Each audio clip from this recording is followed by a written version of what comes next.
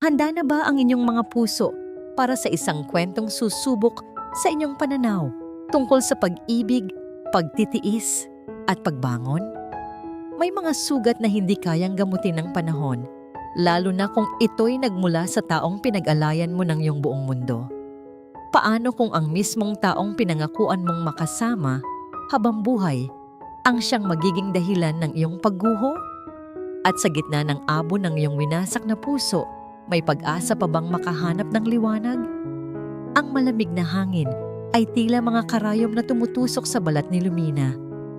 Nanginginig ang kanyang buong katawan, ngunit hindi niya tiyak kung ito ba ay dahil sa mataas na lagnat na dumadapos sa kanya o dahil sa nanlalamig na titig ng lalaking nasa harapan niya ngayon, ang kanyang asawa, si Dante. Dante, parang awa mo na. Halos pabulong niyang sabi. Ang bawat salita ay parang pumipila sa kanyang lalamunan. May sakit ako. Saan ako pupunta sa ganitong oras? Sa ganitong panahon?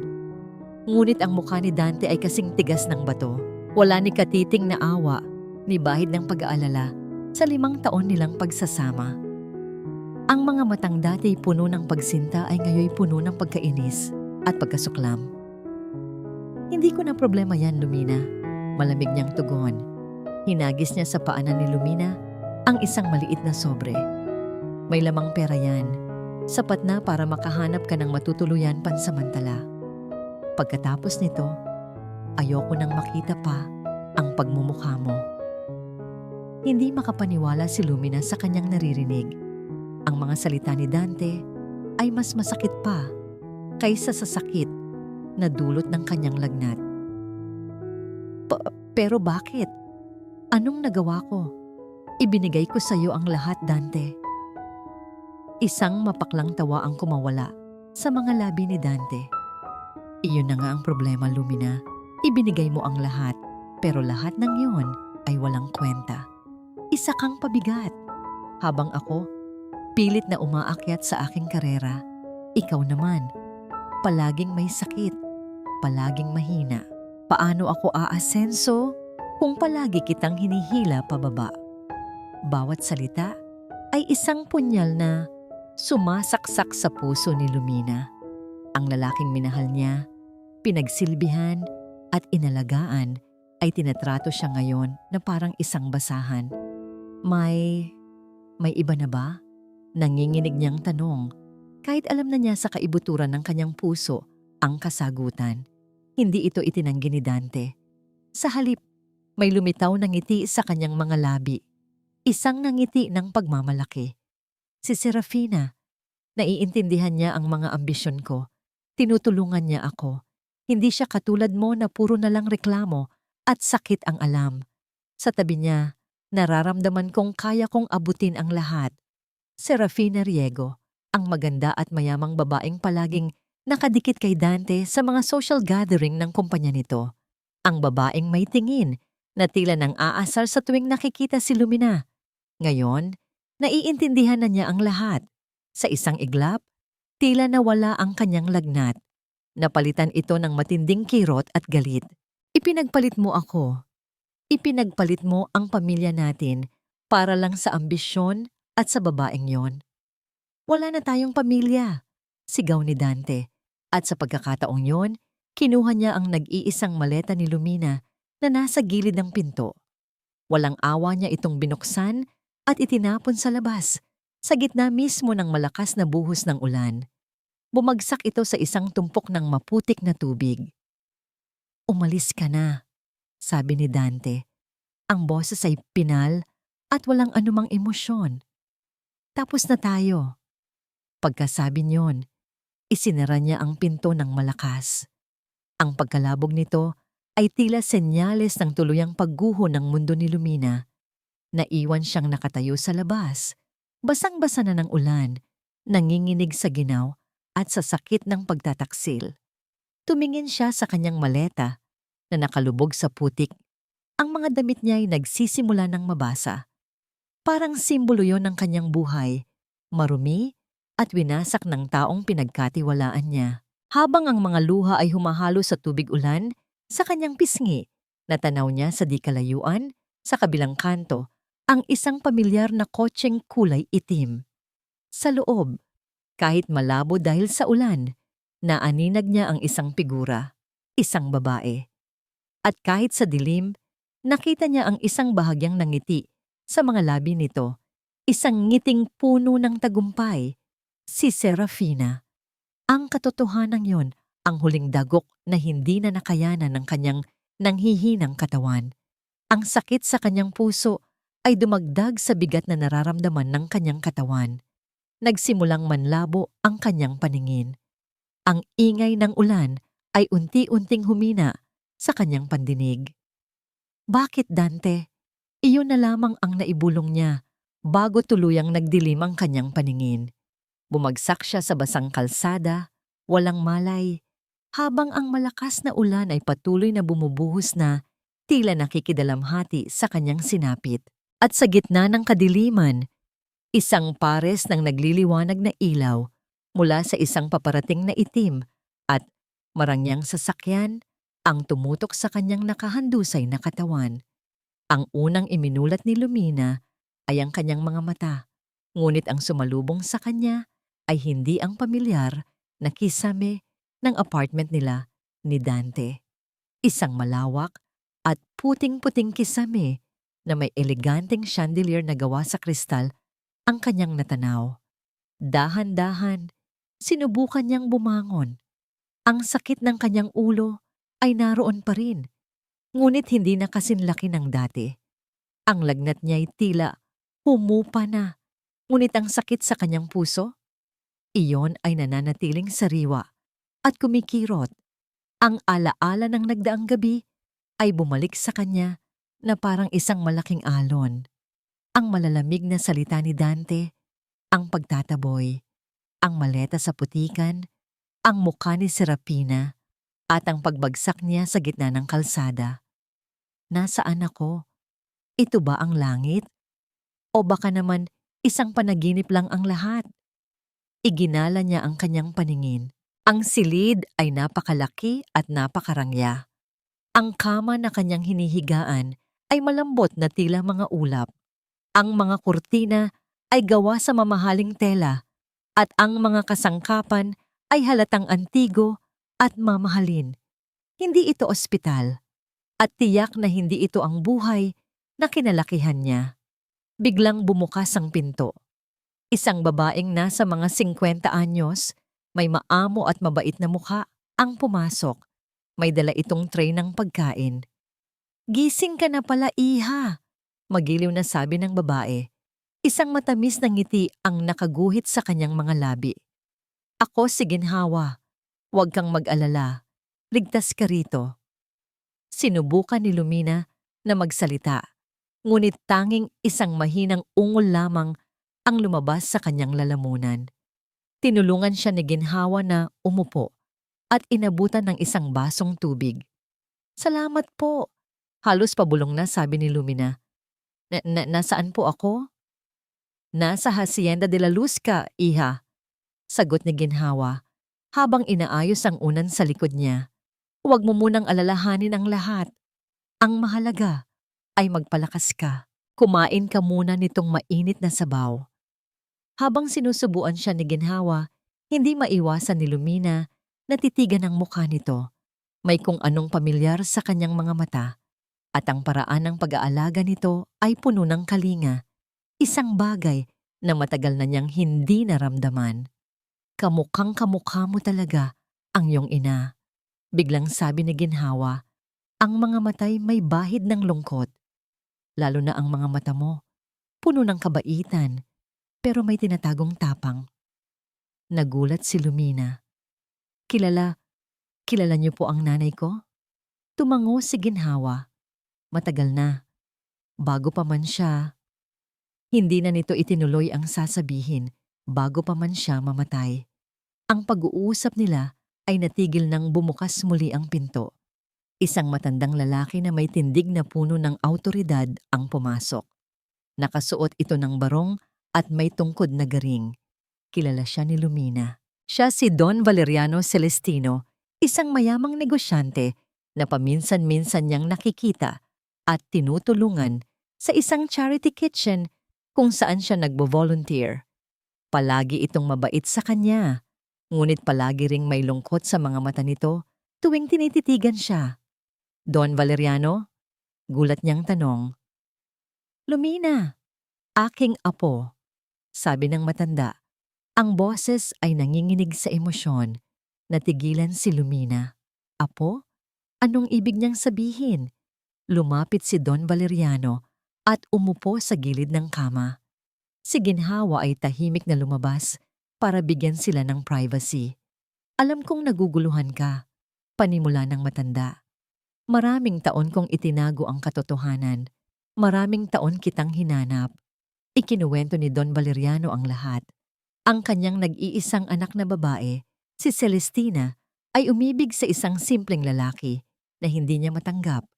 Dahil sa kanyang pagmamatigas, naglayas ang kanyang anak kasama ang lalaking mahal nito.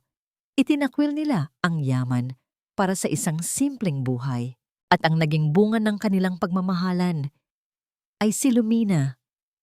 Pagkatapos ng ilang taon, nalaman kong pumanaw na sila sa isang aksidente. Mula noon, walang araw na hindi kita hinanap. Ikaw na lang ang natitirang alaala ng aking anak. Ikaw ang nawawala kong diamante, Lumina. Hindi maproseso ng isip ni Lumina ang lahat. Ang buong buhay niya ay isang kasinungalingan. Para patunayan ang kanyang sinasabi, inilabas ni Don Valeriano ang isang maliit na baul. Sa loob nito ay mga litrato niya noong sanggol pa lamang siya, kasama ang isang magandang babae at isang makisig na lalaki, ang kanyang mga magulang. At may isang kwintas na may locket. Nang buksan niya ito, nakita niya ang maliliit na larawan ng kanyang ina at ama. Ito ang kwintas na palagi niyang nakikita sa nag-iisang larawan ng kanyang ina na itinago niya. Tuluyan nang bumuhos ang mga luha ni Lumina, hindi dahil sa sakit na idinulot ni Dante, kundi dahil sa pagkatuklas sa isang katotohanang matagal nang nawala sa kanya. Ngayon, wala na akong ibang pamilya, kundi ikaw, sabi ni Don Valeriano. Hinahaplos ang kanyang buhok. At lahat ng meron ako, lahat ng pinaghirapan ko, ay sayo, apo. Ipinatong ng matanda sa kanyang kandungan ang isang makapal na folder na gawa sa katad. Nang buksan ito ni Lumina, nakita niya ang mga titulo ng lupa, stock certificates, at mga dokumento ng isang dambuhalang korporasyon, ang Celestino Group of Companies. Ang halaga nito ay hindi kayang sukatin ng kanyang isipan. Mula sa pagiging isang babaeng itinakwil at walang-wala, siya ngayon ang nag-iisang tagapagmana ng isa sa pinakamayamang pamilya sa bansa. Ang kanyang mundo ay muling gumuho, ngunit sa pagkakataong ito, hindi ito gumuho sa ilalim ng kanyang mga paa. Bumagsak ito mula sa langit at ibinigay sa kanya ang lahat. Nakatitig lamang siya sa mga dokumento. Ang kanyang isip ay blangko. Ang kapangyarihan sa kanyang mga kamay ay nakakalula. Tinitigan siya ni Don Valeriano. Ang kanyang mga mata ay seryoso at puno ng pag-unawa. Ang kanyang boses ay mahinahon, ngunit may bigat. Ngayong hawak mo na ang kapangyarihan, ano ang gagawin mo sa taong halos pumatay sa'yo? Buong gabi, hindi nakatulog si Lumina. Ang tanong ng kanyang lolo Valeriano ay umalingaw-ngaw sa bawat sulok ng kanyang isipan, paulit-ulit na parang isang sirang plaka. Ano ang gagawin mo sa taong halos pumatay sa'yo? Sa bawat pagpikit ng kanyang mga mata, ang nakikita niya ay ang mukha ni Dante. Puno ng pagkasuklam, naririnig niya ang pagkalabog ng pinto. Nararamdaman niya ang lamig ng ulan. Ang sakit ng pagkakanulo ay mas matindi pa kaysa sa lagnat na halos kumitil sa kanyang buhay. Pumatay? Oo, pinatay ni Dante ang dating Lumina. Ang babaeng mapagmahal, nagtitiwala, at nangangarap ay naglaho na sa gabing iyon. Nang sumikat ang araw, kasabay ng pagliwanag ng paligid ay ang pagliwanag din ng kanyang desisyon. Isang desisyon na isinilang mula sa abo ng kanyang winasak na puso. Hindi na siya iiyak. Tapos na ang pagiging biktima. Bumangon siya mula sa kama na may determinasyon na hindi niya kailanman naramdaman sa buong buhay niya. Tinawag niya si ginhawa at nagbigay ng kanyang unang utos bilang isang Celestino. Ginhawa, kailangan ko nang magpuputol ng buhok at mga bagong damit. Sabi niya, ang boses ay kalmado ngunit matatag. Makalipas ang ilang oras, ang dating Lumina na may mahabang buhok na sumisimbolo sa kanyang pagiging mahinhin ay wala na.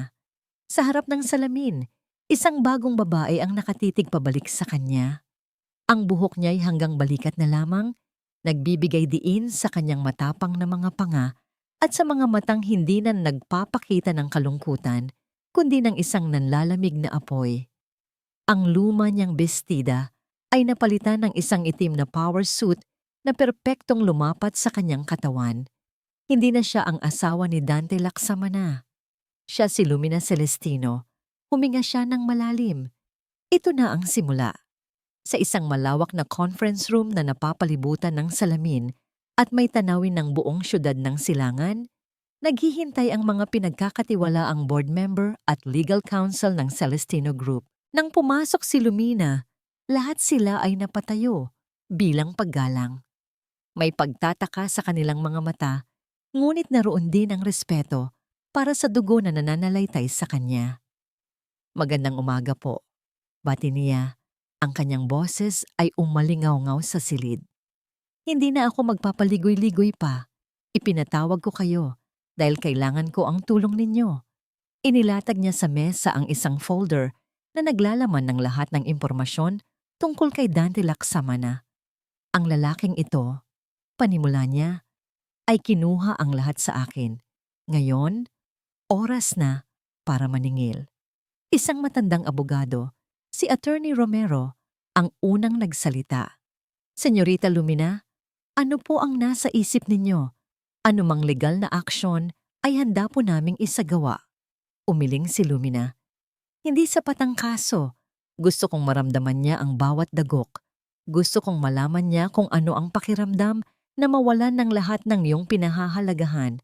Tumingin siya sa bawat isa sa kanila. Mayroon tayong 3 araw, isang 3-day bill.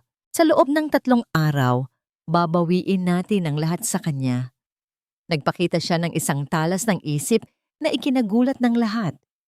Inisa-isa niya ang mga kahinaan ni Dante, ang kanyang mga ari-arian, ang kanyang mga koneksyon. Araw 1, sabi niya, ang kanyang daliri ay nakaturo sa larawan ni Dante na nakangiti sa isang business magazine. Simulan natin sa pinakamahalaga sa kanya, ang kanyang reputasyon. Gusto kong sirain ninyo ang kanyang kredibilidad. I-cult ninyo ang lahat ng chismis tungkol sa kanyang kakayahan, sa kanyang mga di umano'y palpak na desisyon. Hayaan nating pagdudahan siya ng mga taong dati humahanga sa kanya. Araw 2, pagpapatuloy niya, ang kanyang kabuhayan. Alamin ninyo kung saang kumpanya siya nagtatrabaho. Bilhin natin ito. At sa oras na mapasa atin ang kumpanya, sisantihin ninyo siya sa harap ng lahat. Isara ninyo ang lahat ng kanyang bank accounts. Hayaan ninyo siyang maranasan ang maging pulubi. At sa araw 3, huminto siya sandali. Ang kanyang mga mata ay nag-aapoy. Ang kanyang pag-asa. Sa puntong yon, wala na siyang ibang malalapitan kundi ang babaeng ipinalit niya sa akin. Hahayaan natin siyang umasa dito. Bago natin ipamukha sa kanya na maging ang huling alas niya ay isa lamang palang huwad na baraha. Natahimik ang buong silid. Ang plano ay hindi lang basta negosyo. Ito ay personal, ito ay brutal, at ito ay perpekto. Nang gabing iyon, habang pinagmamasdan ni Lumina ang mga ilaw ng syudad mula sa kanyang bintana, pumasok si ginhawa sa kanyang silid, may dalang tsa. Iha, mahinang sabi nito. Sigurado ka ba sa iyong ginagawa? Ang paghihiganti ay parang lason. Baka sa huli, ikaw din ang masaktan. Tumingin si Lumina kay ginhawa, ang kanyang muka ay hindi nagbago. Hindi ito paghihiganti, ginhawa. Malamig niyang sagot. Pagsingil ito. Tinatakan niya ang aking halaga. Itinapon na parang basura. Ipapaintindi ko lang sa kanya kung magkano ang halaga ng isang Celestino. Ito ang hustisya. Iniwan siya ni ginhawa na may pag-aalala sa mga mata. Lumapit si Lumina sa isang malaking touchscreen monitor sa pader ng kanyang kwarto. Sa isang pindot, lumitaw ang lahat ng impormasyon tungkol kay Dante, ang kanyang schedule, ang kanyang mga contact, ang kanyang kasalukuyang lokasyon. Nanonood siya, nagmamasid, na parang isang diyosa na naghahanda nang magpataw ng kanyang hatol. Tinitigan niya ang larawan ni Dante, isang ngangiti ng tagumpay, ang nakaguhit sa mukha nito, isang nangiti na malapit ng mabura. Oras na para maningil. Bulong ni Lumina. Sa kanyang sarili, ang kanyang boses ay puno ng yelo. Araw 1. To us, my love, sabi ni Dante. Itinaas ang kanyang kopita ng champagne. Ang kristal ay kumikinang sa ilalim ng malalamlam na ilaw ng eksklusibong restaurant. And to our bright future. To us, tugon ni Serafina Riego, ang kanyang mga pulang labi ay bumubuo ng isang perpektong ngiti. Kinuha niya ang kopita at marahang itinagay ito sa kopita ni Dante. Ang tunog ay matamis at presiso, parang isang pangako. Wala nang hahadlang sa iyo ngayon, Dante. Sa atin. Para kay Dante, ang sandaling ito ay ang katuparan ng lahat ng kanyang mga pangarap. Malaya. Iyon ang salitang paulit-ulit niyang sinasabi sa sarili. Malaya na siya kay Lumina, sa sakit nito, sa kahinaan nito. Sa simpleng buhay na pilit siyang iginagapos, sa tabi ni Serafina, ang mundo ay nasa kanyang mga kamay. Siya ay mayaman, konektado, at higit sa lahat, makapangyarihan. Sa tulong mo, aabutin natin ang tuktok, sabi ni Dante. Ang kanyang mga mata ay nagniningning sa ambisyon. Hinawakan niya ang kamay ni Serafina na nakapatong sa mesa. Ang balat nito ay makinis. Ang mga kuko ay perpektong manicure. Malayong malayo sa magaspang na mga kamay ni Lumina na sanay sa gawaing bahay. Of course, darling, malambing na sabi ni Serafina. Anything for my future CEO. Nasa kalagitnaan sila ng kanilang marangyang hapunan nang biglang mag-vibrate ang telepono ni Dante. Tiningnan niya ito. Isang tawag mula sa kanyang assistant. Bahagya siyang nainis. Alam ng lahat na ayaw niyang naiistorbo kapag kasama niya si Serafina. Excuse me for a second, love. Paalam niya at sinagot ang tawag habang medyo lumalayo sa mesa. What is it? I'm busy. Sir Dante, sabi ng nanginginig na boses sa kabilang linya. Sir, tumawag po ang APEC Holdings. They're pulling out of the Silangan Tower project. Natigilan si Dante. What? Anong sinasabi mo? That's impossible. The deal is sealed. Ang Silangan Tower project, ang pinakamalaking proyekto ng kanyang karera. Ito ang maglalagay sa kanya sa mapa ng real estate industry. Ito ang kanyang magnum opus. Hindi ko po alam, sir. Ang sabi lang nila, may nakuha daw silang impormasyon about your managerial inconsistencies. Sir, kumakalat na rin po ang balita sa ibang investors. That's ridiculous! Slander! Find out who's behind this! Sigaw ni Dante, sapat lang para marinig ng kanyang assistant. Ang kanyang mukha ay namumula na sa galit. Pagbalik niya sa mesa, ang magaan niyang pakiramdam ay naglaho na. Is everything okay, darling? Tanong ni Serafina, ang kanyang mga mata ay nagpapakita ng kunwaring pag-aalala. Just a minor setback, pagsisinungaling ni Dante, pilit nang ngumingiti. Some jealous competitors trying to spread rumors, madali lang itong ayusin. Ngunit sa loob-loob niya, nagsisimula ng kumalat ang isang malamig na takot. Ang APEC Holdings ay hindi basta-basta bumibitaw sa isang proyekto nang walang matinding dahilan. Kinabukasan, ang minor setback ay naging isang malaking krisis. Paggising niya, Ang kanyang email inbox ay puno ng mga mensahe mula sa mga kliyente at kasosyo. Lahat ay nagtatanong tungkol sa mga chismis na kumakalat. May mga artikulo na lumabas sa mga hindi kilalang business blogs na nagkukwento tungkol sa kanyang mga di umano'y palpak na desisyon sa mga nakaraang proyekto. Mga detalyeng tanging mga taong malapit sa kanya ang maaaring makaalam.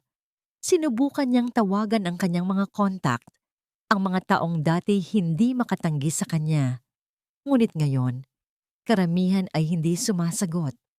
Ang iilan na sumagot ay nagbibigay ng mga palusot. Ang kanilang mga boses ay malamig at malayo. Ang kanyang kastilyo na itinayo niya mula sa ambisyon at koneksyon ay nagsisimula ng magpakita ng mga bitak. "Calm down, Dante," sabi ni Serafina habang minamasahe ang kanyang mga balikat. Nasa penthouse unit ito ni Serafina, umiinom ng mamahaling whiskey. "This is just business politics. Malalagpasan mo rin to." Ang mga salita ni Serafina ay dapat sanay nakapagpakalma sa kanya, ngunit may kung anong mali. Tila masyadong kalmado si Serafina sa kabila ng lahat. Halos parang inaasahan na niya ito. Iwinaksi ni Dante ang isiping iyon. Pagod lang siya. Stressed. Kailangan niya si Serafina. Siya ang kanyang sandalan. Habang nag-iisip siya ng susunod na hakbang, isang email ang pumasok sa kanyang telepono. Galing ito sa isang hindi kilalang address. Walang subject. Naglalaman lamang ito ng isang attachment. Dahil sa kuryosidad, binuksan niya ito. Isang litrato ng isang babae na eleganteng bumababa mula sa isang Rolls Royce.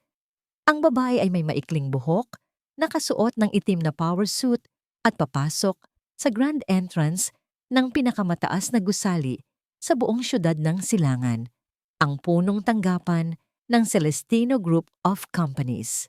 Ang babae ay si Lumina. Kasabay ng litrato ay isang maikling mensahe na binubuo lamang ng 5 salita. Nagsisimula pa lang ang laro. Nabitawan ni Dante ang kanyang baso. Nabagsak ito sa marmol na sahig at nabasag. Kumalat ang whiskey na parang gintong dugo. Ang tunog ng nabasag na salamin ay umalingaw-ngaw sa tahimik na penthouse, isang hudyat ng mga bagay na paparating. Hindi maari. Si Lumina? Ang mahina at walang kwentang si Lumina? Paanong... Ang malamig na takot na kanina'y nararamdaman niya ay naging isang nanunuot na kilabot. Hindi ito business politics. Hindi ito mga kakumpetensya. Ito ay personal. At ngayon, alam na niya kung sino ang nasa likod ng lahat. Ngunit ang kaalamang yon ay hindi nagbigay sa kanya ng linaw, bagkus ay nagdulot ng mas malalim at mas nakakatakot na tanong. Paano? Hindi ito totoo. Isa itong masamang biro. Iyan ang paulit-ulit na sinasabi ni Dante sa kanyang sarili habang mabilis na naglalakad sa pasilyo ng kanyang opisina. Ang bawat pagbati ng mga empleyado ay hindi niya pinapansin.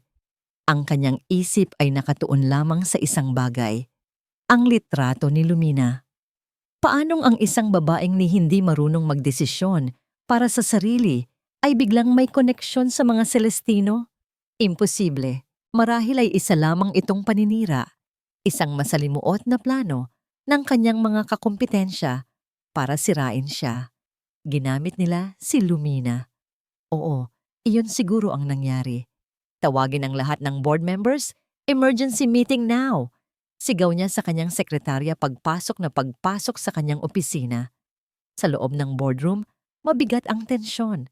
Ang mga mukha ng kanyang mga kasosyo ay puno ng pag-aalala. Dante, anong nangyayari? Tanong ni Mr. Tan, ang isa sa mga major partners. Bumabagsak ang stocks natin. Ang mga investors ay nagwi-withdraw. Kung hindi natin ito maaagapan, babagsak ang kumpanya. I know. Pabalang na sagot ni Dante. Kaya nga tayo nagmi-meeting. This is a coordinated attack. Isang paninira. But we will fight back. Hindi nila tayo kayang pabagsakin. Sa gitna ng kanyang maapoy na talumpati, Biglang pumasok ang kanyang sekretarya, namumutla. "Sir," nanginginig nitong sabi, "may may urgent video call po para sa buong board. Galing po sa main shareholder." Napakunot ang noo ni Dante. Ang main shareholder nila ay isang private investment firm na hindi kailanman nakikialam sa operations. Okay, put it on screen. Sa kabilang banda, sa Hacienda de la Luz, nakaupo si Lumina sa isang silyang gawa sa leather sa loob ng modernong command center ng kanyang lolo. Sa harap niya ay isang napakalaking screen na nagpapakita ng live feed mula sa boardroom ni Dante. Kalmado siya. Ang kanyang mga kamay ay magkapatong sa ibabaw ng makintab na mesa. Ang tanging nagpapakita ng kanyang emosyon ay ang bahagyang panginginig ng kanyang daliri. "Ready na po ang lahat, senyorita," sabi ni Attorney Romero na nakatayo sa kanyang tabi. Tumango si Lumina. "Connect the call." Lumitaw sa malaking screen sa harap ng boardroom ang isang babae. Ang babaeng nasa litrato. Ang babaeng itinapon niya sa gitna ng ulan. Si Lumina. Isang kolektibong paghinga ng gulat ang maririnig sa buong silid. Si Dante ay natigilan. Ang kanyang bibig ay bahagyang nakabuka. Ang lahat ng dugo sa kanyang katawan ay tila bumaba sa kanyang mga paa. "Magandang umaga," bati ni Lumina. Ang kanyang boses ay malinaw, malamig, at walang bahid ng kahit anong emosyon. Ito ay boses ng isang taong hindi niya kilala. "Ako si Lumina Celestino, ang kumakatawan sa bagong may-ari ng kumpanyang ito." Anong ibig sabihin nito? Naguguluhang tanong ni Mr. Tan. "Simple lang," sagot ni Lumina. Ang kanyang mga mata ay diretso at matalim na nakatitig kay Dante sa pamamagitan ng kamera. "Simula kahapon, ang Celestino Group of Companies na ang nagmamay-ari ng major shares ng inyong kumpanya at bilang unang hakbang sa aming gagawing restructuring, may ilang pagbabago na kailangang ipatupad." Isang malamig na kaba ang gumapang sa buong katawan ni Dante. Alam na niya kung ano ang susunod. Dahil sa mga natuklasan naming financial inconsistencies at poor management decisions, pagpapatuloy ni Lumina, bawat salita ay tila isang sampal. Ang posisyon ni Mr. Dante Laksamana bilang CEO ay tinatanggal na, epektibo kaagad. "You can't do this," sigaw ni Dante. Sa wakas ay nakahanap ng boses. "This is my company. Pinaghirapan ko to." Isang bahagyang ngiti, isang ngangiting mapang-asar at walang kagalakan ang sumilay sa mga labi ni Lumina. "Hindi, Dante. Ginamit mo lang ang kumpanyang ito. At ngayon, tapos na ang laro mo." Tumingin siya sa security personnel na nakikita niya sa screen. "Security, please escort Mr. Laksamana out of the premises." Walang nagawa si Dante nang lapitan siya ng mga gwardiya.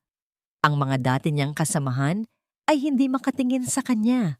Ang kanyang mundo ay gumuho sa harap mismo ng kanyang mga mata. Habang kinakaladkad siya palabas, ang huling nakita niya sa screen ay ang malamig na mukha ni Lumina. Bago ito tuluyang nag-blackout, ipinahiya, tinanggalan ng karangalan. Paglabas niya ng gusali, sinubukan niyang pumunta sa isang malapit na coffee shop para mag-isip. Ngunit nang magbabayad na siya, ang kanyang credit card ay tinanggihan. Sinubukan niya ang isa pa. Declined. At isa pa. Declined. Sinubukan niyang i-access ang kanyang bank account gamit ang telepono. Account frozen due to suspicious activity. Nawalan siya ng trabaho. At ngayon, nawalan din siya ng pera. Nanginginig ang kanyang mga kamay habang dinadial niya ang numero ng nag-iisa niyang pag-asa. "Serafina," sabi niya nang sagutin nito ang tawag. Ang kanyang boses ay desperado. "May problema? Malaking problema. Kailangan kita." "Oh, Dante," sagot ni Serafina sa kabilang linya. Ang boses ay tila abala. "I'm in the middle of a very important meeting. Can I call you back?" "Serafina, please! Hindi mo naiintindihan." Si Lumina, Look, I'm really busy. Putol nito sa kanya. Ang init sa boses nito ay biglang nawala. Just handle it, okay? I'll call you later. At ibinaba nito ang telepono. Handle it? Paano? Wala na siyang kahit ano. Sa sobrang desperasyon, pumara siya ng taxi at nagpahatid sa penthouse ni Serafina. Ito na lang ang natitira niyang kanlungan. Ngunit pagdating niya sa lobby, hinarang siya ng security guard. I'm sorry, sir, sabi ng gwardiya. Hindi nakatingin sa kanyang mga mata. But I have strict instructions from Miss Riego. You are not allowed to enter the premises. Ang Les Ciel, ang restaurant kung saan sila ngayon ay naroroon, ay isang lugar na puno ng alaala para kay Dante.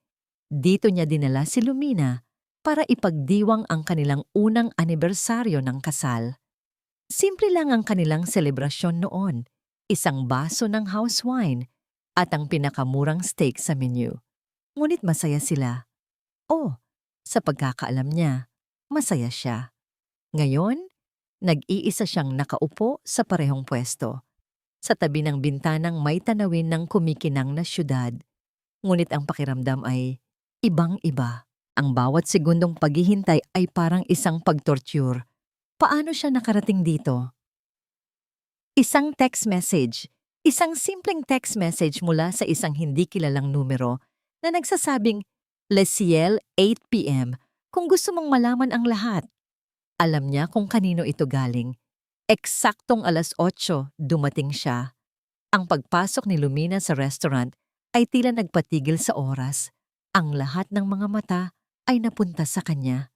Nakasuot siya ng isang simple, ngunit eleganteng pulang bestida na bumabagay sa kanyang bagong imahe. Ang kanyang bawat hakbang ay may kumpiyansa. Ang kanyang mukha ay kalmado, ngunit ang kanyang mga mata ay may talim na tila kayang pumilas ng kaluluwa. Hindi na ito ang Lumina na kilala niya. Ito ay isang estranghero. Umupo ito sa silyang, nasa tapat niya nang hindi man lang nagpapakita ng anumang emosyon. Lumina. Nagsimulang magsalita si Dante, ang kanyang boses ay paos. Patawarin mo ako. Hindi ko alam. Ngunit itinaas lamang ni Lumina ang kanyang kamay, isang senyales para tumigil siya. Dumating ang waiter at ngumiti si Lumina dito. We'll have your finest bottle of Chateau Margaux, sabi niya sa waiter na ikinagulat ni Dante. Ang isang bote niyon ay nagkakahalaga ng higit pa sa dati niyang buwanang sahod. And 2 orders of your Wagyu steak, medium rare.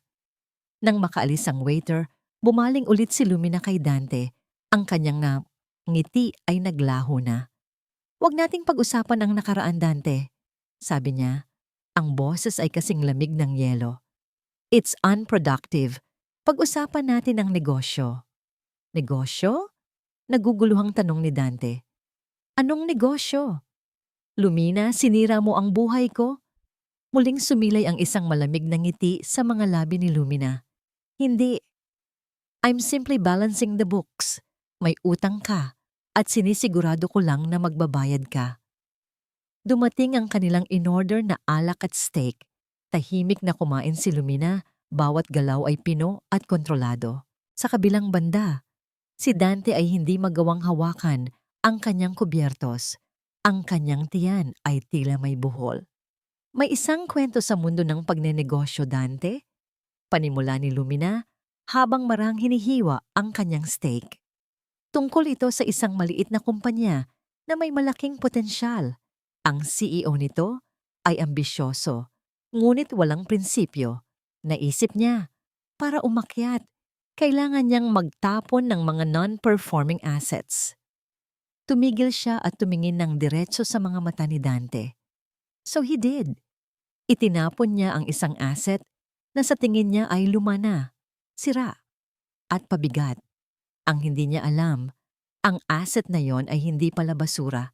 Isa pala itong silent partner na may hawak ng susi sa isang mas malaking kayamanan.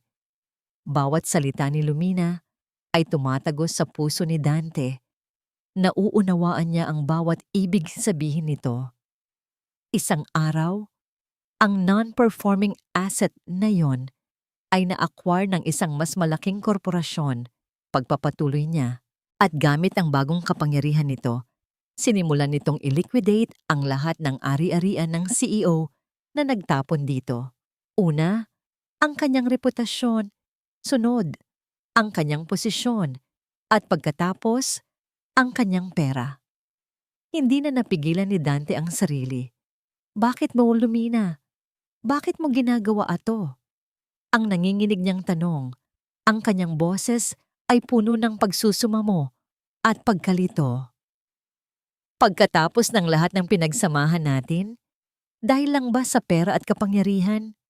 Dito, sa unang pagkakataon, nakita ni Dante ang isang kislap ng emosyon sa mga mata ni Lumina. Isang kislap ng malalim na sakit. Ibinaba niya ang kanyang kubyertos at sumandal sa kanyang upuan. Ang kanyang boses ay naging isang mapanganib na bulong. Pera? Kapangyarihan? Dante, hindi mo pa rin naiintindihan. Tinanggal mo ako sa buhay mo dahil isa akong pabigat. Isang sakit sa ulo. Isang balakid sa mga pangarap mo. Ngayon, ipinapakita ko lang sa'yo kung ano ang kayang gawin ng pabigat na itinapon mo. Tumayo siya. Tapos na ang kanilang pag-uusap. Enjoy your meal. It's on me. This might be the last decent meal you'll have for a very long time. Habang naglalakad si Lumina papalayo, hindi na napigilan ni Dante na sumigaw. Puno ng desperasyon. Hindi pa tayo tapos, Lumina. Hindi pa. Lumingon si Lumina sa huling pagkakataon. Ang kanyang mukha ay walang emosyon, ngunit ang kanyang mga mata ay nagliliyab. Ginagawa ko lang ang bagay na hindi mo nagawa. Ang magbayad ng utang, sabi niya. Ang bawat salita ay tumpak at malinaw. Bukas ang huling araw, Dante. Siguraduhin mong handa ka. At tuluyan na siyang naglakad palabas, iniwan si Dante na nakatulala sa gitna ng isang mamahaling restaurant na papalibutan ng mga pagkaing hindi niya kayang lunukin at pinapatay ng isang katotohanang masakit pa sa anumang sampal. Ang babaeng minsan niyang minahal at winasak ay siya na ngayong diyosa ng kanyang pagbagsak. Damn it, Serafina, sagutin mo. Bulong ni Dante sa kanyang sarili. Ang kanyang boses ay garalgal dahil sa galit at pagod. Mag-iisang oras na siyang nakatayo sa labas ng Riego Tower, sa kabilang kalye, nakatago sa anino ng isang gusali. Ang malamig na hangin ng gabi ay tumatago sa manipis niyang polo, ngunit hindi niya ito alintana. Ang tanging nararamdaman niya ay ang apoy ng desperasyon na nagniningas sa kanyang dibdib. Pagkatapos ng pag-uusap nila ni Lumina, si Dante ay naging isang taong ligaw. Wala siyang pera, wala siyang trabaho, wala siyang matuluyan. Ang tanging pag-aari na lang niya ay ang damit na suot niya at ang teleponong malapit nang maubusan ng baterya. At si Serafina, siya na lang ang natitira niyang pag-asa. Ang huli niyang baraha. Ngunit tila ba naglaho na rin ito. Hindi nito sinasagot ang kanyang mga tawag. Hindi nito nire-replyan ang kanyang mga text. Ang babaeng nangako sa kanya ng isang magandang kinabukasan ay bigla na lang naging isang multo. Ngunit hindi siya susuko. Hindi niya kayang sumuko. Ilang oras pa siyang naghintay. Ang mga paa niya ay nangangalay na. Ang kanyang tiyan ay kumakalam. Ngunit nanatili siya. Ang kanyang mga mata ay nakatutok sa entrance ng Riego Tower. At sa wakas, ang kanyang pagtitiyaga ay nagbunga. Isang itim na aklas na Mercedes-Benz ang huminto sa tapat ng gusali. Bumaba ang isang chauffeur at binuksan ang pinto sa likod. At mula roon, lumabas si Serafina. Napakaganda nito sa suot nitong emerald green na gown. Ang alahas nito ay kumikinang. Ang bawat galaw ay puno ng karangyaan. Tila walang anumang problema sa kanyang mundo. Ito na ang pagkakataon niya. Bago pa man siya tuluyang makapasok sa gusali, mabilis na tumawid si Dante sa kalsada. Hindi niya inalintana ang mga bumubusinang sasakyan. Serafina! Sigaw niya. Lumingon ito. Sa isang saglit, nakita ni Dante ang gulat sa mga mata nito. Ngunit mabilis itong napalitan ng pagkainis. "Dante, what are you doing here?" Malamig nitong tanong. Tila diring-diri na makita siya sa ganoong kalagayan. Gusot ang damit, hindi nakapag-ahit at amoy desperado. "Kailangan nating mag-usap," sabi ni Dante. Hinawakan ito sa braso. "Get your hands off me!" Pabulong ngunit may diing sabi nito. Mabilis na lumingon sa paligid para siguraduhing walang nakakakita. "You're making a scene." "Sinira niya ako, Serafina. Si Lumina." Halos magmakaawang sabi ni Dante. "Tinanggal niya ang lahat sa akin. Ang trabaho ko, ang pera ko. Ikaw na lang ang natitira sa akin. Tulungan mo ako." Tinitigan siya ni Serafina mula ulo hanggang paa. Ang mga mata nito ay puno ng pagkadismaya. "This is not my problem, Dante. This is between you and your ex-wife." "Pero nangako ka," giit ni Dante. "Sabi mo, aabutin natin ang tuktok. Magkasama tayo dito."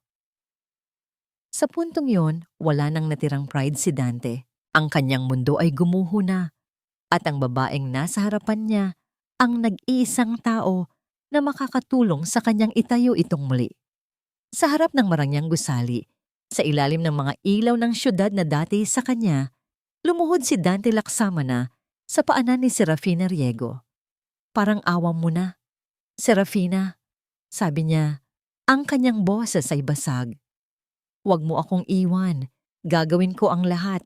Lahat ng sasabihin mo. Iligtas mo lang ako dito." Natigilan si Serafina. Tumingin siya sa paligid. Nakita ang ilang napapatinging mga tao. "Tumayo ka, Dante. Nakakahiya," mariin niyang sabi. Ngunit hindi gumalaw si Dante. Nanatili siyang nakaluhod. Ang kanyang mukha ay nakatungo sa semento. Isang perpektong larawan ng isang taong ganap na sumuko. Huminga ng malalim si Serafina, tila nag-iisip. Ang kanyang mukha ay nagpakita ng isang emosyon na hindi pa nakikita ni Dante dati. Awa. Ngunit ito ay isang perpektong pag-arte.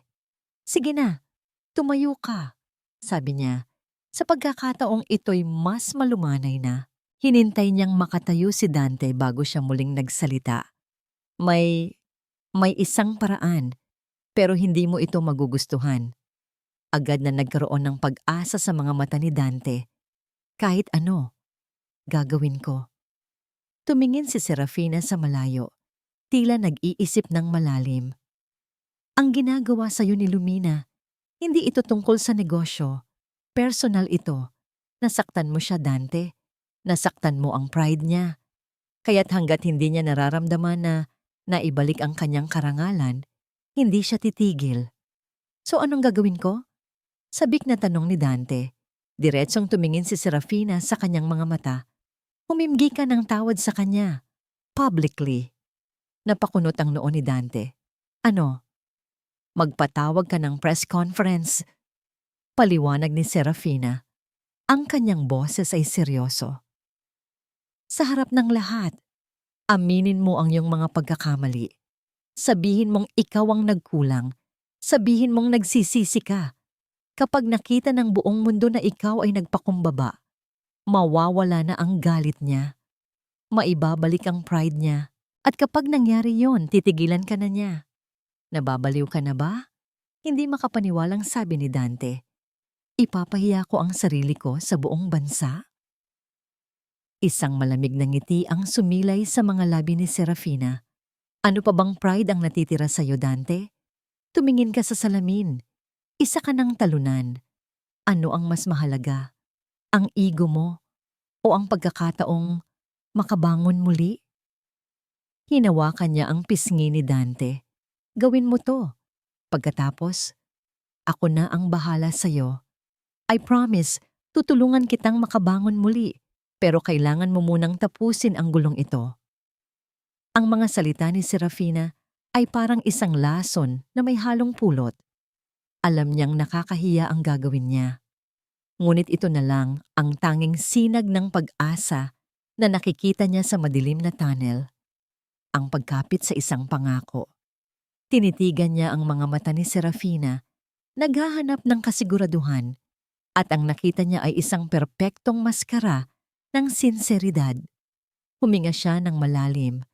Tinatanggap ang kanyang huling kahihiyan. Sige, sabi niya, ang kanyang boses ay halos hindi marinig. Gagawin ko. Ang ikatlo at huling araw, ang mga salitang yon ay namutawi sa bibig ni Lumina habang pinagmamasdan niya ang live drone feed sa malaking monitor sa kanyang harapan. Ang imahe ay nagpapakita ng isang pamilyar na bahay, ang bahay kung saan siya itinaboy ni Dante. Sa labas, may isang tow truck na marahang hinihila ang BMW sports car ni Dante palayo sa garahe. Sa tabi nito, may mga lalaking nakauniforme na nagdidikit ng notice of eviction sa gate. Naipadala na po ang lahat ng forfeiture notices, senyorita, sabi ni Attorney Romero sa tabi niya. Lahat ng ari-arian na nakapangalan kay Mr. Laksamana na binili gamit ang mga pondo mula sa mga kumpanyang konektado sa atin ay opisyal nang binabawi. Hindi kumibo si Lumina. Tinitigan lamang niya ang screen. Ito na dapat yon. Ito na ang tagumpay.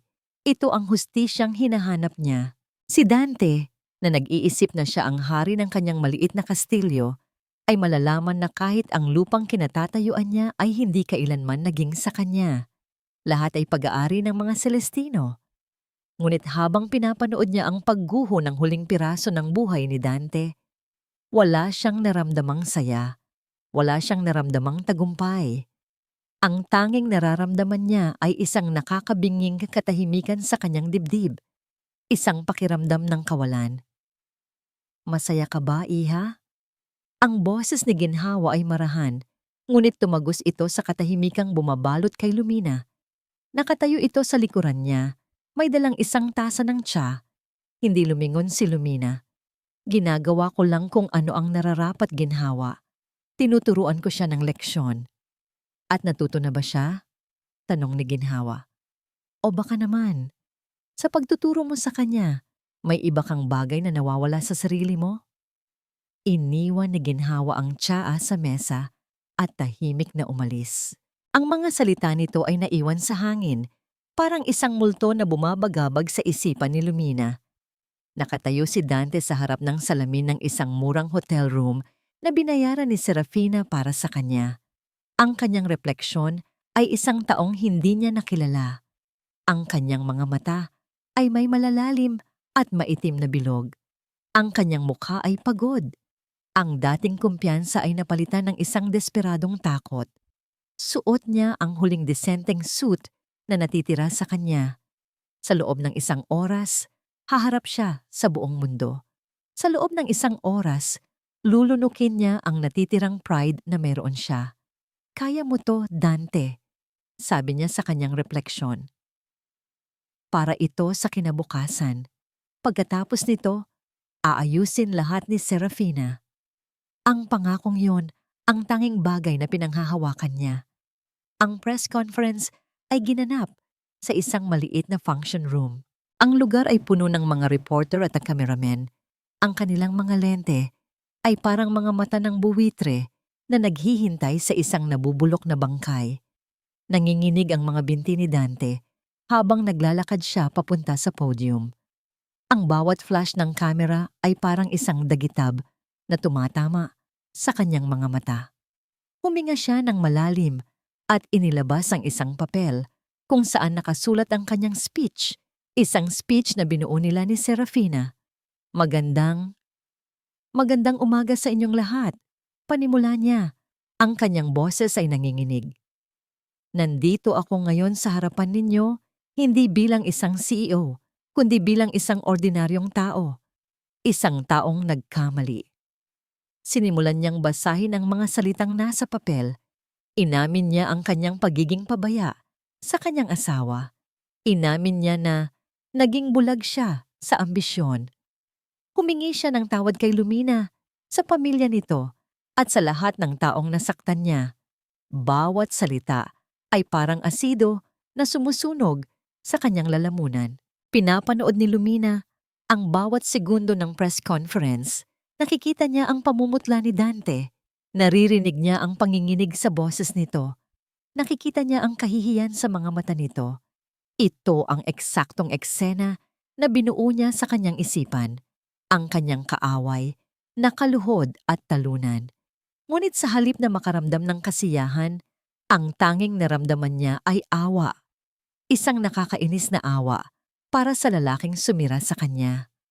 Ang imahe ni Dante sa screen, isang wasak na tao, ay hindi na ang halimaw sa kanyang mga alaala. Isa na lamang siyang kaawa-awang nilalang na naligaw ng landas. Nang matapos ang press conference, pinatay niya ang monitor. Ang katahimikan ay bumalik, mas mabigat kaysa dati. Sulit ba ang lahat ng ito? Pagkatapos ng kanyang talumpati, hindi na naghintay ng mga tanong si Dante. Mabilis siyang umalis sa entablado at lumabas sa back exit, kung saan naghihintay ang isang sasakyan na ipinadala ni Serafina. Pagpasok niya sa kotse, agad niyang dinial ang numero nito. Puno ng pag-asa ang kanyang puso. Tapos na ang pagsubok. Oras na para sa kanyang gantimpala. "Hello?" Sagot ni Serafina, ang boses nito ay masigla. "Ginawa ko na," sabi ni Dante. Halos hindi makahinga sa excitement. "Ginawa ko na ang lahat ng sinabi mo. Kailan mo ako tutulungan? Kailan tayo magsisimulang muli?"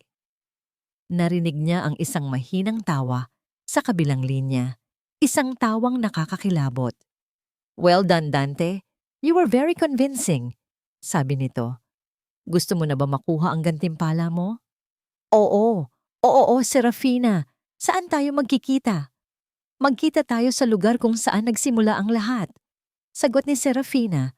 Ang boses nito ay biglang naging malamig at puno ng isang kakaibang kahulugan. "Doon mo makukuha ang nararapat para sa'yo." Pagkasabi niyon, ibinaba nito ang telepono.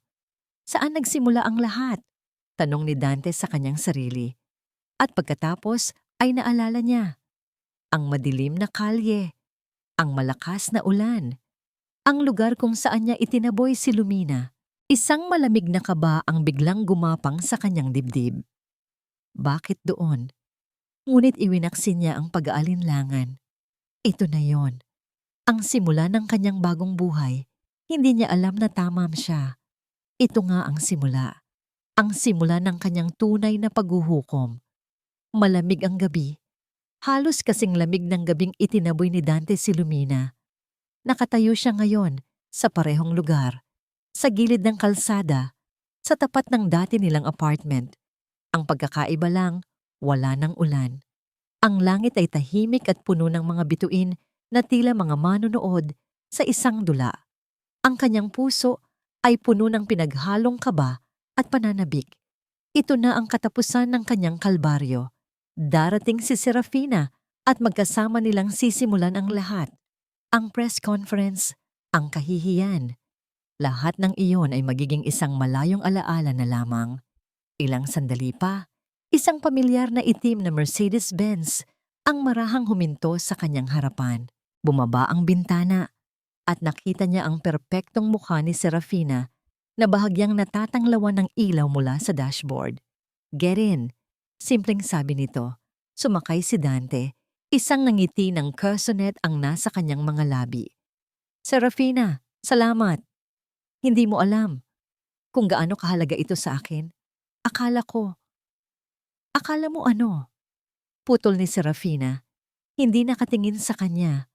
Ang kanyang mga mata ay nakatuon sa daan sa unahan. "Naiiwan kita?"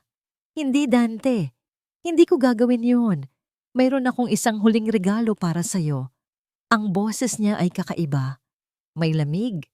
May talim na hindi pa naririnig ni Dante dati. "Salamat," nauutal niyang sabi. "Handa na akong magsimula ulit. Kahit saan. Kahit anong trabaho. Basta kasama kita." Dito, sa unang pagkakataon, lumingon si Serafina sa kanya.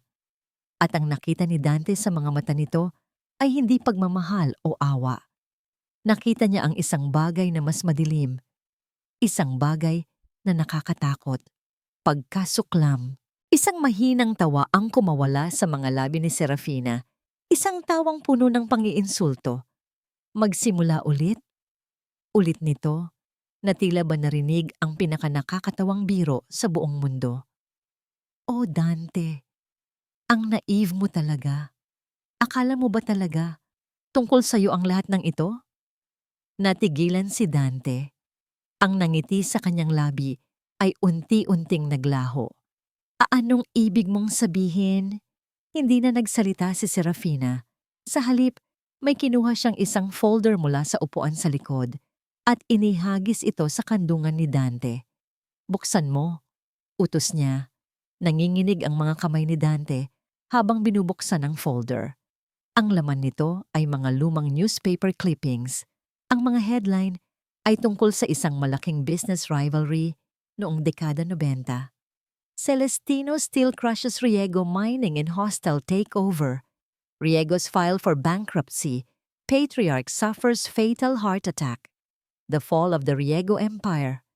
Riego. Ang pangalan ay tumatak sa isip ni Dante na parang isang mainit na bakal. Riego, tulad ng ni? Ang tatay ko ang nagmamay-ari ng Riego Mining, sabi ni Serafina. Ang kanyang boses ay walang emosyon. Ngunit ang bawat salita ay may bigat ng maraming taon ng galit. Si Don Valeriano Celestino, ang lolo ng pinakamamahal mong si Lumina, ang sumira sa amin. Kinuha niya ang lahat, ang negosyo, ang karangalan, at ang buhay ng aking ama. Ang mundo ni Dante ay nagsimulang umikot. Ang mga piraso ng palaisipan ay nagsimulang magkabit-kabit sa isang paraan na hindi niya kailanman naisip. Bata pa lang ako, isinumpa ko na ipaghihiganti ko ang aking ama. Pagpapatuloy ni Serafina, ang kanyang mga mata ay nag-aapoy na sa matagal na kinimkim na puot. Nag-aral ako, nagplano ako, at hinintay ko ang tamang panahon. At ang panahon na yun ay dumating nang malaman kong mayroon palang nawawalang apo, ang matandang Celestino. Isang apo na mahina, walang alam sa mundo, at may asawang mayabang at sakim sa kapangyarihan. Tumingin siya kay Dante, at ngayon, ang maskara ay tuluyan ng natanggal. Ang nakikita niya ay ang tunay na halimaw. Ikaw, Dante, sabi niya, ang bawat salita ay isang lason.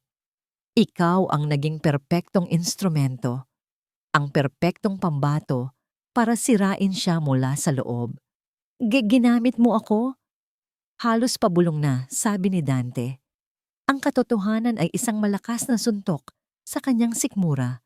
Mas masakit pa sa lahat ng kahihiyang dinanas niya. Ginamit? Tumawa ulit si Serafina. Oo naman, mula sa simula. Ang paglapit ko sa'yo, ang mga pangako, ang lahat, parte ng plano. Ang plano ay saktan si Lumina sa paraang pinakamasakit. At ano pa ba ang masasakit kaysa sa makitang winawasak ka ng taong pinakamamahal mo para lang sa isang babaeng katulad ko? At ang pagbagsak mo, dagdag niya, isang ngiting demonyo ang nasa kanyang labi. Iyon ang bonus. Ang makitang nagdurusa ang 2 taong konektado sa mga Celestino. Iyon ang hustisya para sa akin. Hindi na makapagsalita si Dante. Ang kanyang isip ay hindi na kayang tanggapin ang lahat. Hindi lang siya isang talunan. Isa siyang tanga. Isang marionette sa isang napakalaking dula ng paghihiganti. Wala siyang halaga. Hindi siya ang kontrabida. Hindi rin siya biktima. Isa lang siyang wala. At ngayon, tapos na ang papel mo sa kwentong ito, sabi ni Serafina. Inilagay ang sasakyan sa drive. Saan mo ako dadalhin? Tanong ni Dante. Isang bagong uri ng takot ang gumapang sa kanya. Hindi sumagot si Serafina. Pinatakbo niya ang sasakyan at pagdating sa dulo ng kalye, binuksan niya ang pinto sa gilid ni Dante. Simpleng utos niya.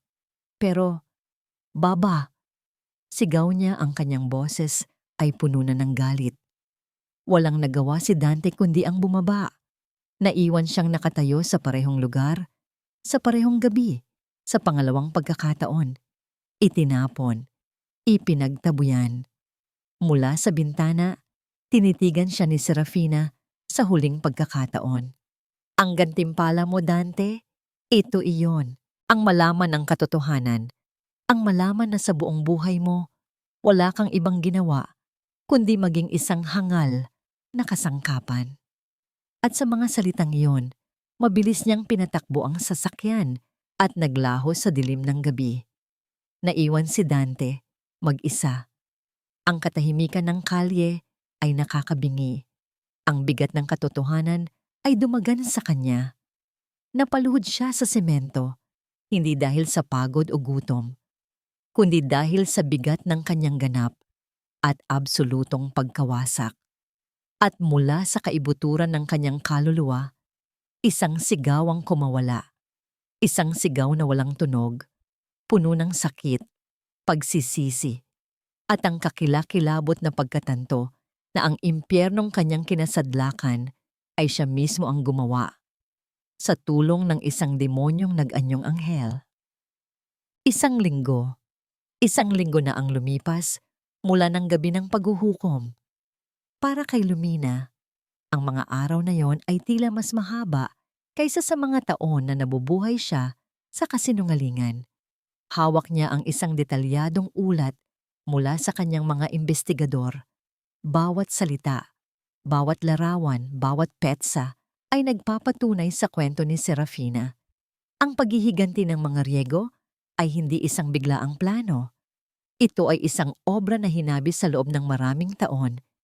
At si Dante ay isang sinulid lamang na ginamit para sirain ang kabuuan. Nakatanggap siya ng balita tungkol kay Dante. Nakita raw itong palaboy-laboy, marumi, at tila wala sa sarili. Ang dating mayabang na CEO ay isa na ngayong anino ng kanyang dating sarili. Ngunit ang balitang ito ay hindi na nagdulot ng anumang emosyon kay Lumina. Ang galit niya para kay Dante ay napalitan na ng isang uri ng malungkot na pagkaunawa. Pareho silang naging biktima sa laro ni Serafina, ngunit ang laro ay hindi pa tapos. Mayroon pa siyang isang huling galaw. Ang lugar na pinili ni Lumina para sa kanilang paghaharap ay isang tahimik na cafe sa itaas ng isang art gallery, isang lugar na neutral, malayo sa mga matang mapanghusga ng mundo ng negosyo. Dumating siya ng mas maaga, umorder ng itim na kape at naghintay. Eksakto sa oras na napag-usapan, dumating si Serafina. Mukha itong isang reyna, kalmado, may kumpiyansa, at nakasuot ng puting damit na tila sumisimbolo sa kanyang kadalisayan. Lumina, bati nito, umupo sa tapat niya na tila ba sila ay dalawang matalik na magkaibigan na nagkakamustahan. I must admit, I'm surprised you called. Akala ko, ipapahuli mo na ako. Maari ko pa ring gawin yan. Mahinahong sagot ni Lumina, hindi tinatanggal ang kanyang mga mata sa babaeng nasa harapan niya. Corporate espionage, manipulation of stocks, conspiracy. Marami akong pwedeng ikaso sa'yo na magpapakulong sa'yo habang buhay. Isang bahagyang ngiti ang sumilay sa labi ni Serafina. Pero hindi mo gagawin. Dahil kung gagawin mo, lalabas din ang lahat ng ginawa mo kay Dante. Ang paghihiganti ay isang maruming laro, hindi ba? Pareho lang tayong mapuputikan. Sa puntong yon, alam ni Lumina na tama si Serafina sa isang bagay. Kung ipagpapatuloy niya ang laban, pareho silang matatalo. Hindi ako naparito para makipagtalo, Serafina, sabi ni Lumina. Ang kanyang boses ay matatag. Naparito ako para tapusin ito. Oh? Tila interesado si Serafina. At paano mo planong gawin yan? Huminga ng malalim si Lumina. Inihahanda ang sarili sa mga salitang bibitawan. Sinira mo ang buhay ko.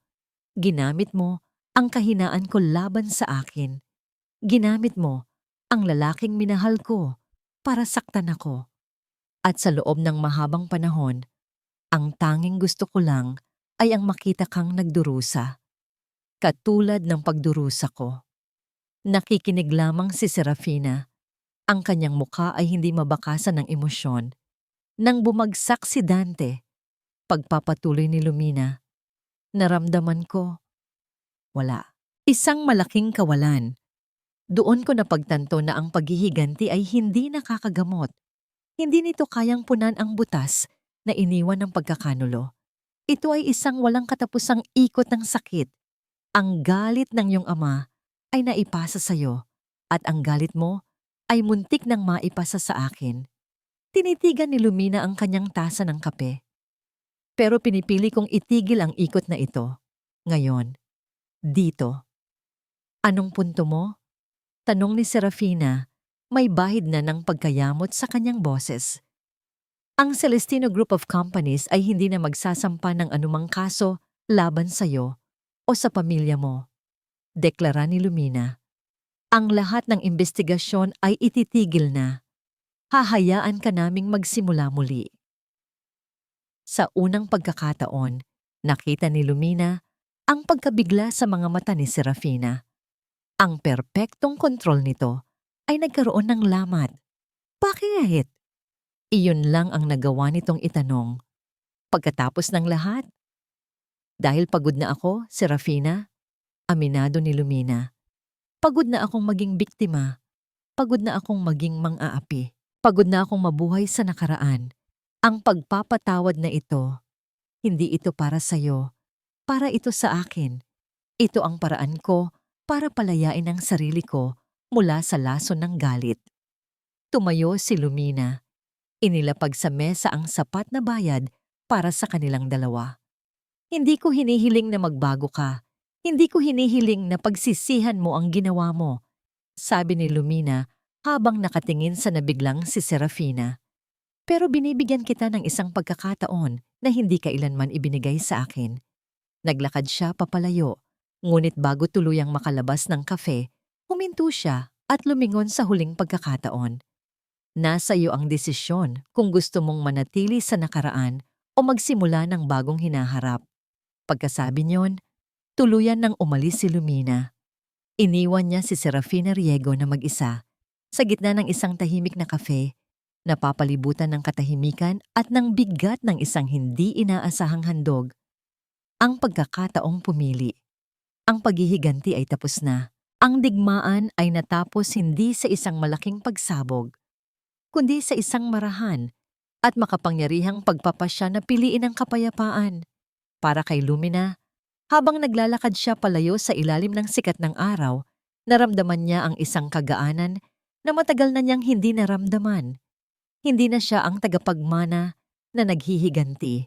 Hindi na siya ang asawang biktima. Siya na si Lumina, malaya. 6 na buwan ang lumipas. Ang hangin ay hindi na nagdadala ng lamig ng paghihiganti, kundi ng init ng isang bagong simula. Ang Grand Ballroom ng Celestino Tower ay puno ng mga kilalang tao. Mga negosyante, politiko, socialites at mga miyembro ng media. Ngunit ang gabi ay hindi tungkol sa negosyo o sa politika.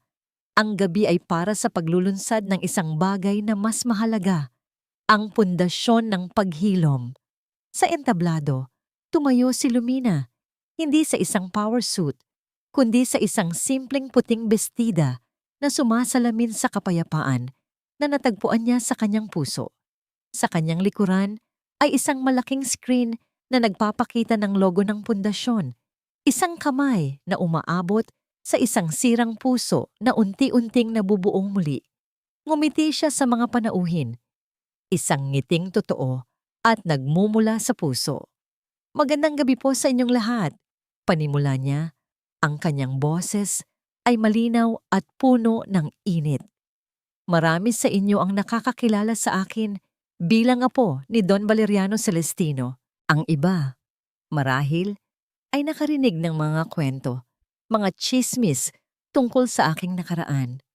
Isang saglit na katahimikan ang bumalot sa bulwagan.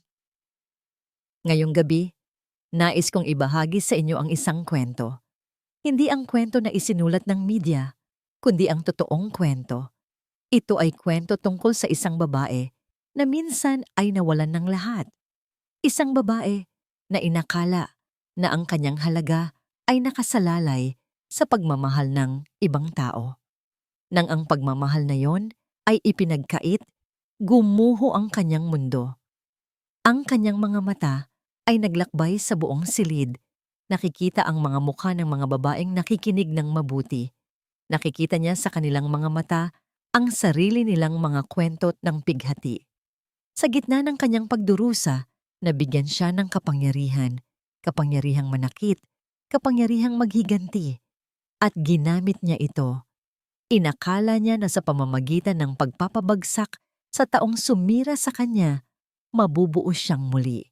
Ngunit sa bawat hakbang niya pababa sa landas ng paghihiganti, isang piraso ng kanyang sarili ang nawawala. Natuklasan niya na ang paghihiganti ay hindi nagbibigay ng kapayapaan. Nagbibigay lamang ito ng mas maraming sugat. Sa isang malayong sulok ng bulwagan, nakatayo sa dilim, isang lalaki ang tahimik na nakikinig. Ang kanyang damit ay simple, ang kanyang mukha ay payat, at mas may edad na tingnan. Ang dating kayabangan sa kanyang mga mata ay napalitan ng isang malalim na kalungkutan at pagsisisi. Si Dante. Hindi siya pumarito para manggulo. Hindi siya pumarito para humingi ng tawad. Pumarito siya para masilayan. Marahil sa huling pagkakataon, ang babaeng minsan niyang sinira at ngayon ay isang simbolo ng pagbangon. Ang tunay na paghilom, pagpapatuloy ni Lumina, ang kanyang boses ay bahagyang nanginginig sa emosyon, ay hindi nagsisimula sa pagpapatawad sa taong nanakit sa'yo. Nagsisimula ito sa pagpapatawad sa iyong sarili, sa pagtanggap na ikaw ay nasaktan, ngunit hindi ka maritelan ng iyong mga sugat. Ang tunay na lakas ay hindi nasa kakayahang maningil, kundi nasa kakayahang magpalaya.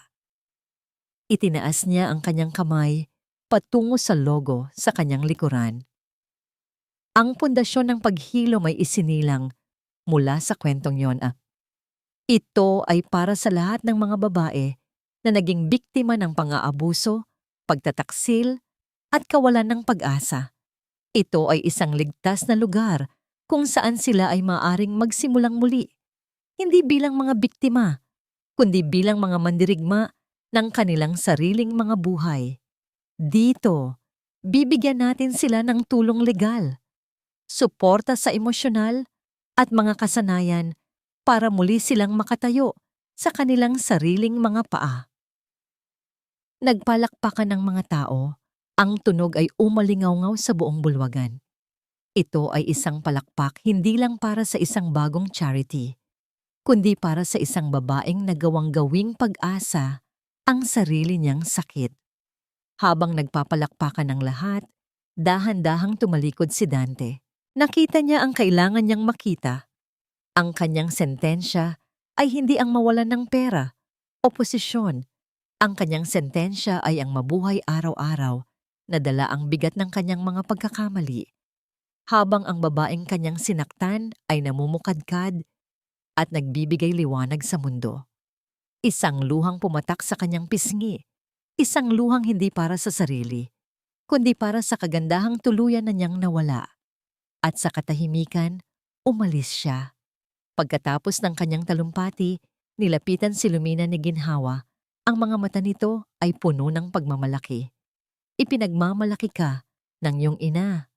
Iha, sabi nito. Ngumiti si Lumina. Alam ko po.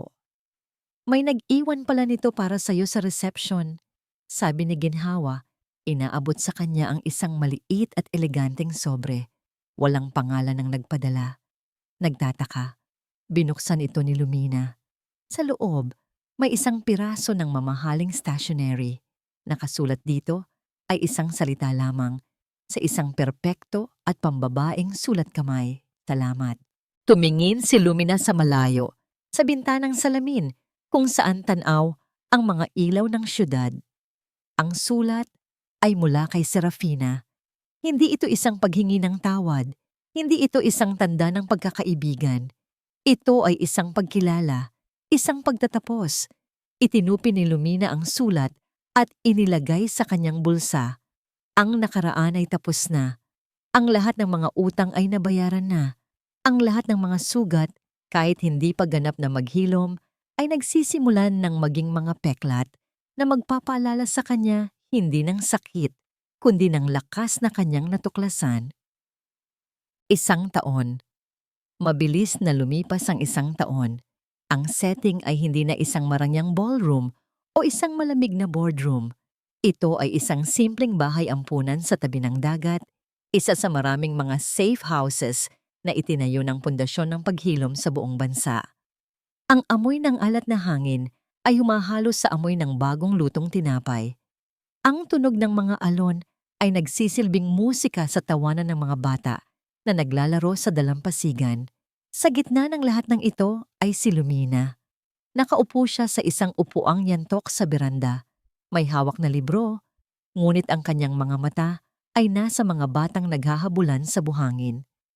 Nakasuot lamang siya ng simpleng puting bestida at nakayapak.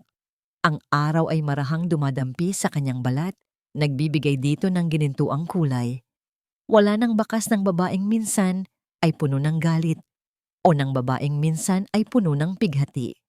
Ang babae sa kanyang harapan ngayon ay payapa. Kumpleto. "Ma'am Lumina," sabi ng isang batang babae na lumapit sa kanya, may hawak na isang seashell na kakaiba ang hugis. "Para po sa inyo." Ngumiti si Lumina at tinanggap ang kabibe. "Salamat, Angel. Napakaganda naman nito." "Kasing ganda niyo po," sabi ng bata bago muling tumakbo pabalik sa kanyang mga kalaro. Hinawakan ni Lumina ang kabibe. Pinagmasdan ang mga perpektong linya at kulay nito. Katulad ng mga babae at bata, sa lugar na ito, ang kabibe ay dumaan din sa maraming nos sa ilalim ng dagat. Ngunit sa huli, inanod ito sa dalampasigan, buo at mas maganda pa. Isang staff ng pundasyon ang lumapit sa kanya, may dalang folder. "Ma'am, narito na po ang quarterly report. Ang lahat ng ating mga sentro ay fully operational na at nakakatulong na po tayo sa mahigit 500 pamilya." "Magandang balita yan," sabi ni Lumina, isang ngiti ng kasiyahan ang gumuhit sa kanyang mga labi. Ang mga numero sa ulat ay hindi lamang statistics. Ang bawat isa ay kumakatawan sa isang buhay na nabago, isang pusong nagsimulang maghilom. Ito ang kanyang tunay na yaman. Nang mag-isa na siyang muli, naglakad siya papalapit sa dalampasigan. Papalubog na ang araw at ang langit ay nag-aapoy sa kulay kahel, rosas at lila. Ang bawat paglubog ng araw para sa kanya ay hindi isang pagtatapos, kundi isang pangako ng isang bagong umaga. Sa kanyang isipan, biglang bumalik ang mga alaala. Ang mukha ni Dante, ang mukha ni Serafina, ang sakit, ang galit. Ngunit ngayon, ang mga alaalang iyon ay hindi na masakit. Para na lamang silang mga lumang litrato sa isang album, mga bahagi ng kanyang nakaraan na humubog sa kung sino siya ngayon, ngunit hindi na nagkokontrol sa kanyang kasalukuyan. Pinatawad na ba niya si Dante? Oo. Hindi dahil karapat-dapat ito. Pinatawad niya ito para sa kanyang sarili. Ang pagpapatawad, natutunan niya, ay ang pagpapakawala sa isang bilanggo. At sa huli, matutuklasan mong ang bilanggo na yon ay ikaw pala mismo. Hindi na niya alam kung nasaan si Dante at hindi na rin niya gustong malaman. Narinig niya ang mga huling balita na ito raw ay nagtatrabaho sa isang maliit na probinsya, namumuhay ng simple. Umaasa siyang natagpuan na rin nito ang sarili nitong kapayapaan, malayo sa anino ng kasakiman. At si Serafina? Wala na rin siyang balita dito. Marahil ay nasa ibang bansa na ito, sinusubukang magsimula muli. Ipinagdarasal niyang pinili nito ang daan tungo sa hinaharap at hindi ang daan pabalik sa madilim na nakaraan. Ang hangin ay marahang humaplos sa kanyang buhok. Ipinikit niya ang kanyang mga mata at huminga ng malalim. Ang amoy ng dagat, ang init ng papalubog na araw, ang tunog ng masayang tawanan. Ito ang kanyang mundo ngayon. Isang mundong binuo niya hindi mula sa paghihiganti, kundi mula sa pag-ibig. Hindi pag-ibig para sa iba, kundi pag-ibig para sa sarili. Hindi na siya ang Senyorita Lumina Celestino, ang makapangyarihang tagapagmana. Hindi na rin siya si Lumina Laksamana, ang asawang biktima. Siya na lamang si Lumina, isang pangalan na nangangahulugang liwanag. At sa wakas, pagkatapos ng mahabang paglalakbay sa dilim, natagpuan na niya ang liwanag na yon. Hindi sa yaman, hindi sa kapangyarihan, hindi sa paghihiganti. Natagpuan niya ito sa loob mismo ng kanyang sarili. At sa paglubog ng araw sa kanluran, isang payapang ngiti ang sumilay sa kanyang mga labi. Siya ay malaya at iyon, higit sa lahat, ang pinakamatamis na tagumpay. At dito po nagtatapos ang kwento ni Lumina. Isang kwentong nagturo sa atin na ang pinakamalaking laban ay hindi laban sa mga taong nanakit sa atin, kundi laban sa galit at pait sa loob ng ating mga puso. Ang tunay na kapangyarihan ay hindi nasusukat sa yaman, kundi sa kakayahang magpatawad, maghilom at magsimulang muli. Maraming salamat po sa inyong walang sawang pagsubaybay. Sana po ay may aral kayong napulot sa kwento ng buhay ni Lumina. Ano po ang masasabi ninyo sa kanyang naging desisyon sa huli? At anong uri ng kwento ang gusto ninyong marinig sa susunod? I-comment lamang po sa ibaba. Ang inyong mga saloobin ay mahalaga sa amin. Hindi dito nagtatapos ang ating paglalakbay. Marami pa pong kwentong kasing ganda at mas puno ng aral dito sa aming channel. Kung nagustuhan nyo ang kwentong ito, i-like, i-share sa pamilya at mga kaibigan at mag-subscribe na rin para lagi kayong updated sa mga susunod pa naming kwento. I-click nyo ang notification bell para kayo ang unang makarinig kapag may bago kaming upload. Pagpalain po kayo ng Panginoon, kayo at ang inyong buong pamilya. Hanggang sa muli.